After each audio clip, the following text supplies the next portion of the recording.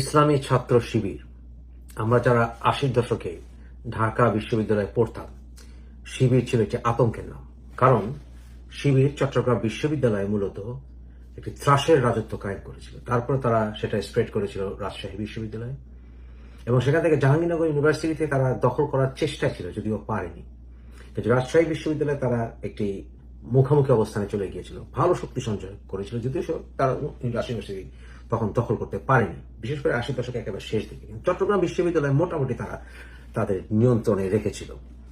এবং আমরা সবাই জানতাম যে শিবির মানে হচ্ছে আতঙ্কের নাম, শিবির মানে রক্ষাটা বাহিনী। ইসলামী ছাত্র শিবির বহু বছর একটি আন্ডারগ্রাউন্ড পলিটিক্যাল স্টুডেন্ট উইং হিসেবে কাজ করেছে, কিন্তু সেটা ছিল আন্ডারগ্রাউন্ড। আপনারা জানেন, কয়েকদিন আগে জামাতের আমির ডাক্তার শফিকুর রহমান উনি নিজে স্বীকার করেছেন যে উনি বিশ্ববিদ্যালয়ে পড়তে গিয়ে এমনই জামাতের আন্ডারগ্রাউন্ড উইং এর সাথে ওনার পরিচয় হয়েছিল। তারপর আস্তে আস্তে উনি জামাতে আসেন। উনি যতই আপনাদেরকে বোঝানোর চেষ্টা করে থাকুন না কেন, শিবির এবং জামাত ভয়ঙ্কর রাজনৈতিক গোষ্ঠী। আপনারা সিলেটেও অনেক নাম শুনবেন, সিলেটে অনেকগুলো নাম আমরা জানি, যেমন তার ভিতরে জুলকারনাই অন্যতম। এছাড়াও চট্টগ্রাম বিশ্ববিদ্যালয়ে হাতকাটা মিছিল, রাজশাহী বিশ্ববিদ্যালয়ে লতিফ বাহিনী, এগুলো আমরা সবাই ওয়াকেফাল আছি। ঢাকা বিশ্ববিদ্যালয়ে শিবির তারা যখন প্রবেশ করতো, তখন তারা ইউনিভার্সিটিতে ঢোকার পরপর তারা সেখানে অনেকে দাড়ি শেভ করে ফেলত। শেভ করে তারা বিএনপি হয়ে যেত বা বিএনপির মিছিল টিছিল আয়োজন করতো, যাতে করে ছাত্রলীগ অথবা বামপন্থী সংগঠনগুলো এদেরকে টার্গেট না করে।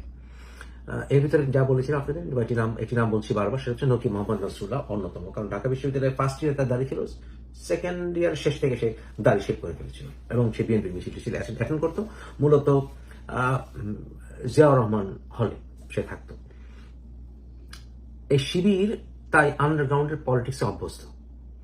ডাক্তার শফিকুর রহমান উনিও শিবিরের আন্ডারগ্রাউন্ড উইংয়ে উনি ছিলেন। আপনারা শিবিরের অ্যাক্টিভিটিস দেখে মনে করতে পারেন শিবির বোধহয় অনেক শক্তিশালী হয়েছে, মোটেই না, আমি বিশ্বাস করি না। তবে সেই কথা যাওয়ার আগে শিবিরের কিছু আমল নামা আপনাদের কাছে পড়ে শোনাবো। আমি একটি লেখা থেকে কয়েকটি লেখা থেকে এগুলো সংগ্রহ করেছি, আপনাদেরকে আমি সেই কালেকশনটি আপনাদেরকে পড়ে শোনাচ্ছি।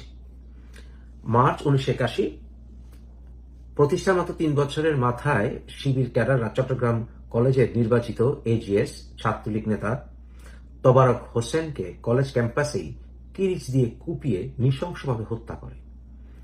কিরিচের এলোপাতারি কোপে মুমূর্ষু তবারক যখন পানি পানি করে কাতরাচ্ছিল, তখন এক শিবির কর্মী তার মুখে প্রস্রাব করে দেয়। এর অনেকে সাক্ষী আছেন, আপনারা চাইলে এই বিষয়ে নিজেরাই গবেষণা করে পেয়ে যাবেন। 11ই মার্চ 1982, আমি আপনাদেরকে মূল কিছু ঘটনা ইনসিডেন্টস পড়ে শোনাচ্ছি। 11ই মার্চ 1982, চাঁপাই নবাবগঞ্জ থেকে 3 বাস বহিরাগত সন্ত্রাসী নিয়ে এসে শিবির ক্যাডাররা রাজশাহী বিশ্ববিদ্যালয়ের সাধারণ ছাত্রদের উপরে হামলা চালায়। এই সহিংস ঘটনায় রাজশাহী বিশ্ববিদ্যালয়ের প্রশাসন বিশ্ববিদ্যালয়ের শিবিরের রাজনীতি নিষিদ্ধ ঘোষণা করেন। 1984, চট্টগ্রাম কলেজের সোহরাওয়ার্দী হলের 15 নম্বর কক্ষে শিবির কর্মীরা ছাত্র ইউনিয়নের নেতা ও মেধাবী ছাত্র শাহাদাত হোসেনকে জবাই করে হত্যা করে। এরপর 1986 সাল, শিবির ডান হাতের কবজি কেটে নেয় জাতীয় ছাত্র সমাজের নেতা আব্দুল হামিদের। পরবর্তীতে ওই কর্তৃত হাত বর্ষার ফলায় গেঁথে তারা উল্লাস প্রকাশ করে। 31 মে 1988, রাজশাহী মেডিকেল কলেজ মেইন হোস্টেলের সামনে কলেজের প্রিন্সিপাল ও একাডেমিক কাউন্সিলের সদস্যবৃন্দ ও শত শত শিক্ষার্থীদের সামনে ছাত্র মৈত্রী নেতা ডাক্তার জামিল আক্তার রতনকে কুপিয়ে ও হাত পায়ের রক কেটে হত্যা করে শিবিরের ক্যাডাররা। 1988, চাঁপাই নবাবগঞ্জের বীর মুক্তিযোদ্ধা ও জাসদ নেতা জালালকে তার নিজ বাড়ির সামনে কুপিয়ে হত্যা করে শিবিরের ক্যাডাররা। জুলাই প্রথম সপ্তাহ 1988, বহিরাগত শিবির ক্যাডারদের হামলায় আমির আলী হল ছাত্র সংসদের জিএস ও জাসদ ছাত্রলীগের নেতা প্রিন্স সহ 20-25 জন আহত হয়। 17 জুলাই 1988, ভোর 4:30টার দিকে এস এম হলে বহিরাগত শিবির ক্যাডাররা হামলা চালায়। এবং জাসদ ছাত্রলীগের রাজশাহী বিশ্ববিদ্যালয়ের শাখার সহ সভাপতি ও সিনেট সদস্য আইয়ুব আলী খান, বিশ্ববিদ্যালয়ের শাখার সাধারণ সম্পাদক ও সিনেট সদস্য আহসানুল কবির বাদল ও হল সংসদের ভিপি নওশাদের হাত পায়ের রগ কেটে দেয়। 1988 সালে সিলেট শিবির ক্যাডাররা মুনির, জুয়েল ও তপনকে বর্বরভাবে হত্যা করে। আগস্ট 1988 রাজশাহী বিশ্ববিদ্যালয়ের অর্থনীতি বিভাগের শিক্ষক অধ্যাপক মোহাম্মদ ইউনুসের বাসভবনে ছাত্র শিবির বোমা হামলা চালায়। এতে অধ্যাপক ইউনুস বেঁচে গেলেও তার বাড়ির কর্মচারী আহত হয়। রমজান মাস 1989 ছাত্র ইউনিয়নের রাজশাহী বিশ্ববিদ্যালয় শাখার সভাপতি গাজী গোলাম মোস্তফাকে বিশ্ববিদ্যালয়ের পার্শ্ববর্তী চকপাড়ায় ইফতারের দাওয়াত দিয়ে নিয়ে গিয়ে হাতের রগ কেটে দেয় শিবির ক্যাডাররা। নভেম্বর 1989 নজরুল ইসলাম মিলনায়তনের সামনে সন্ধ্যায় জাসদ ছাত্রলীগের নেতা কর্মীদের ওপর শিবিরের বোমা হামলায় বাবু, রফিক সহ 10 জন আহত হয়। 22 ডিসেম্বর 1990 ছাত্র মৈত্রী চট্টগ্রাম বিশ্ববিদ্যালয়ের সহসভাপতি ফখরুজ্জামান ফখরুন্নাকে শিবিরের ক্যাডাররা জবাই করে হত্যা করে।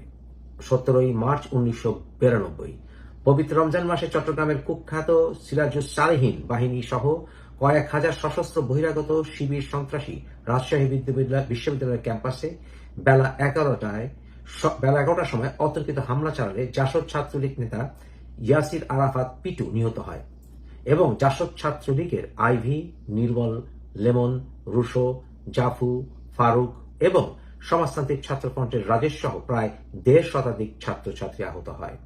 এদের অধিকাংশই হাত পায়ের রগ কেটে দেওয়া হয় এবং রাজেশের কবজি কেটে ফেলা হয়। এই হামলার সময় শিবির ক্যাডাররা SM হল, আনোয়ার হল এবং লতিফ হল এগুলোতে আগুন দিয়ে তারা জ্বালিয়ে দেয়। ব্যাপক আকারে গান পাউডারের ব্যবহার করায় হলের জানালার কাঁচগুলো গলে গিয়েছিল। লতিফ হলের অনেকগুলো কক্ষ এখনো অব্যবহৃত অবস্থায় পড়ে আছে। এই হামলার তীব্রতা এতই ছিল যে বেলা 11টার সময় শুরু হয় এই হামলা এবং তা রাত 3টায় বিডিআর নামানোর আগ পর্যন্ত অব্যাহত ছিল। মে 1992 ইসলামী ছাত্রী সংস্থা রাজশাহী কলেজের শাখার নেত্রী মুনিরা বোমা বহন করার সময় বিস্ফোরণে মারা যায় এবং তার সহযাত্রী সহকর্মী আপন খালা এবং ওই রিকশাওয়ালা আহত হয়। 19 জুন 1992 শহীদ জননী জাহানারা ইমামের নেতৃত্বে যুদ্ধাপরাধী গোলাম আজমের বিচারের দাবিতে গড়ে ওঠা আন্দোলনে হরতাল কর্মসূচি সফল করার লক্ষ্যে জাসদ মিছিল করে। ওই মিছিল চলাকালে শিবিরের সশস্ত্র হামলায় সাহেববাজার 0 পয়েন্টে জাসদ নেতা মুকিম মারাত্মক আহত হন এবং 24 জুন তিনি মারা যান। এই সময়টির একটু আগ পর্যন্ত বর্তমানে উপদেষ্টা আসিফ নজরুল এই জাহানারা ইমামের খুব ঘনিষ্ঠ ছিলেন। আগস্ট 1992 বিশ্ববিদ্যালয়ের পার্শ্ববর্তী নতুন বুথপাড়ায় শিবির ক্যাডার মোজাম্মেলের বাড়িতে বোমা বানানোর সময় শিবির ক্যাডার আজিবর সহ অজ্ঞাতনামা অন্তত আরো 3 জন নিহত হয়। বিস্ফোরণের পুরো ঘর মাটির সাথে মিশে যায় এবং টিনের চাল কয়েকশো গজ দূরে গাছের ডালে ঝুলতে দেখা যায়। পরবর্তীতে পুলিশ মহল্লার একটি ডোবা থেকে অনেকগুলো খণ্ডিত হাত পা উদ্ধার করে। যদিও শিবির আজিবর ছাড়া আর কারো মৃত্যুর কথা স্বীকার করেনি। পুলিশ বাদী হয়ে মতিহার থানায় শিবির ক্যাডার মোজাম্মেলকে প্রধান আসামি করে বিস্ফোরক ও হত্যা মামলার দায়ের করে। প্রায় 5 বছর পলাতক থাকার পর মামলা ম্যানেজ করে মোজাম্মেল এলাকায় ফিরে আসে এবং জামাতের রাজনীতিতে পুনরায় সক্রিয় হয়। 6 ফেব্রুয়ারি 1993 রাজশাহী বিশ্ববিদ্যালয়ের শিবির সাধারণ ছাত্রছাত্রীর উপরে সশস্ত্র হামলা চালালে ছাত্রদল ও সাবেক ছাত্র সংগ্রাম পরিষদ মিলে গঠিত সর্বদলীয় ছাত্র ঐক্যের ওপর শিবির হামলায় ছাত্রদল নেতা বিশ্বজিৎ, সাধারণ ছাত্র নতুন এবং ছাত্র ইউনিয়নের তপন সহ 5 জন ছাত্র নিহত হয়। 1999 সালে চট্টগ্রাম বিশ্ববিদ্যালয়ের শিক্ষক ডক্টর এনামুল হকের ছেলে এবং ছাত্রদল নেতা মোহাম্মদ মুসাকে শিবির কর্মীরা নৃশংসভাবে হত্যা করে। 19 সেপ্টেম্বর 1993 বহিরাগত সশস্ত্র শিবির কর্মীরা রাজশাহী বিশ্ববিদ্যালয়ে শেরেবাংলা হলে হামলা চালিয়ে ছাত্র মৈত্রী নেতা বিশ্ববিদ্যালয় টিমের মেধাবী ক্রিকেটার জুবাইদুর চৌধুরী রিমুকে হাত পায়ের রগ কেটে নৃশংসভাবে কুপিয়ে হত্যা করে। 1994 পরীক্ষা দিতে আসার পথে তৃতীয় বিজ্ঞান ভবনের সামনে রাস্তায় ছাত্রমন্ত্রী নেতা প্রদ্যুৎ রুদ্র চৈতির হাতের কবজি কেটে দেয় শিবির কর্মীরা। 13 ফেব্রুয়ারি 1995 শিবির কর্মীরা বিশ্ববিদ্যালয়ের পার্শ্ববর্তী 14 পাই নামক স্থানে রাজশাহী থেকে ঢাকাগামী সকাল সন্ধ্যা বাসে হামলা চালিয়ে বাংলাদেশ ছাত্রমোদী নেতা দেবাশিস ভট্টাচার্য রূপমকে বাসের মধ্যে যাত্রীদের সামনে কুপিয়ে হত্যা করে। হত্যার আগে বর্বর শিবির ক্যাডাররা তার হাতের ও পায়ের রগ কেটে দেয়। জুলাই 1995 জাতীয়তাবাদী ছাত্রদলের নেতা কর্মীদের ওপরে সশস্ত্র শিবির কর্মীরা হামলা করে এবং ছাত্রদলের কেন্দ্রীয় কমিটির সদস্য ছাত্রনেতা ফরহাদের হাতের কবজি কেটে দেয়। এ হামলায় প্রায় 25 জন ছাত্রদল নেতা কর্মীর হাত পায়ের রগ কেটে নেয় শিবির ক্যাডাররা।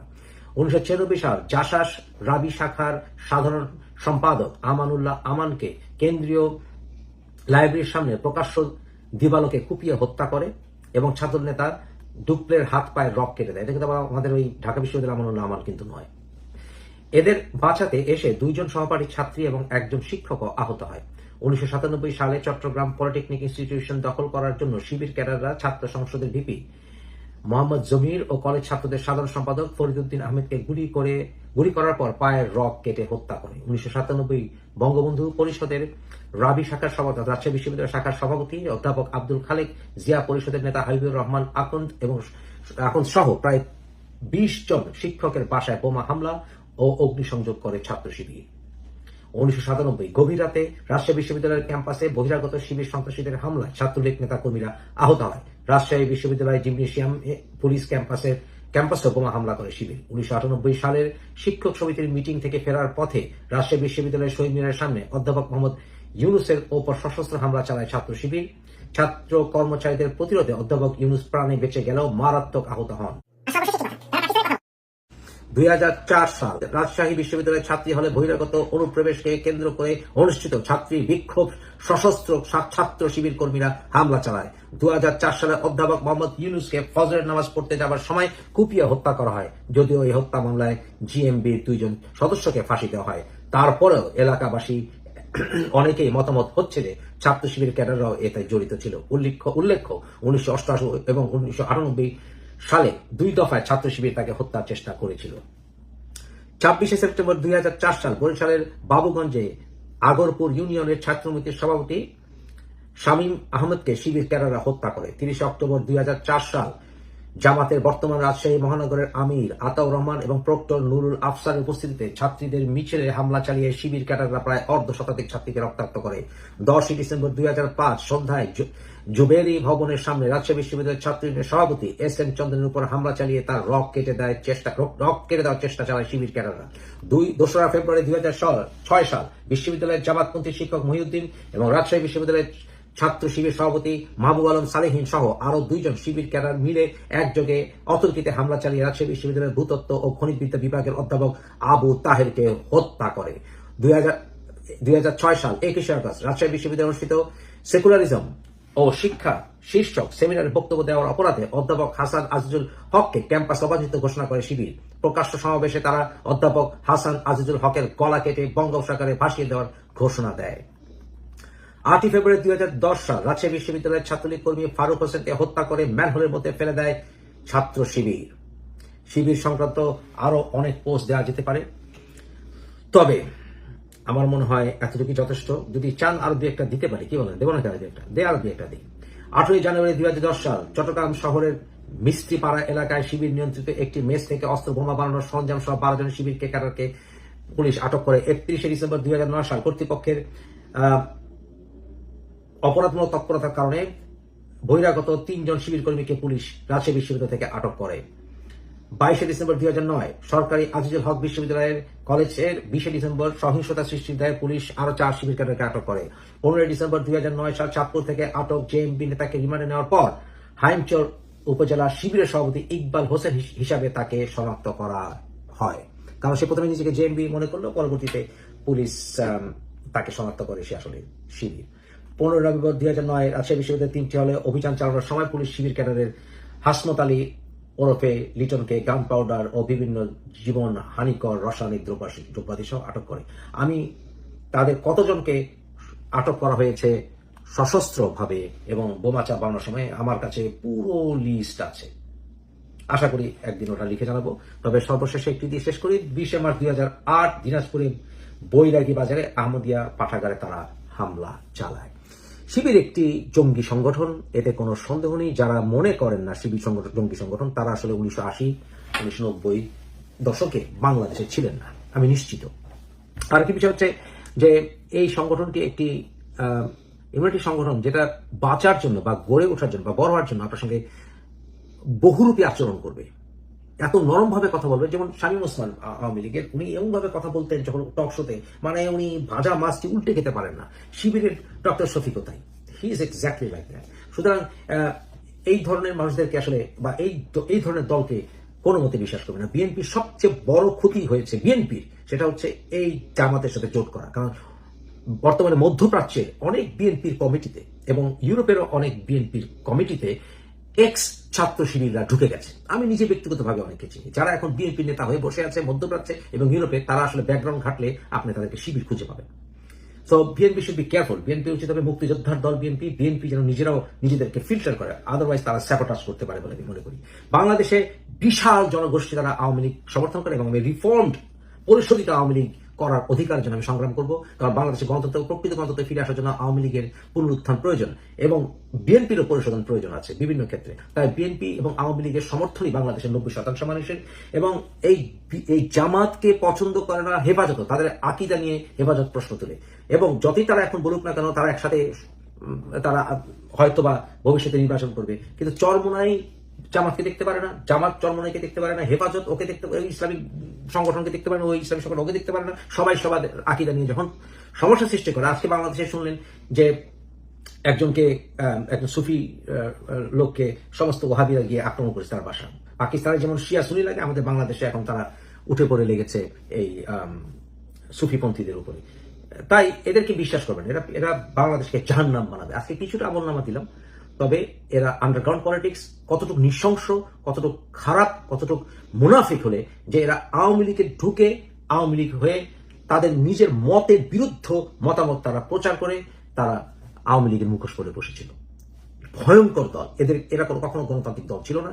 এদেরকে বিশ্বাস করার মানে হচ্ছে নিজের গলায় দড়ি দেওয়া।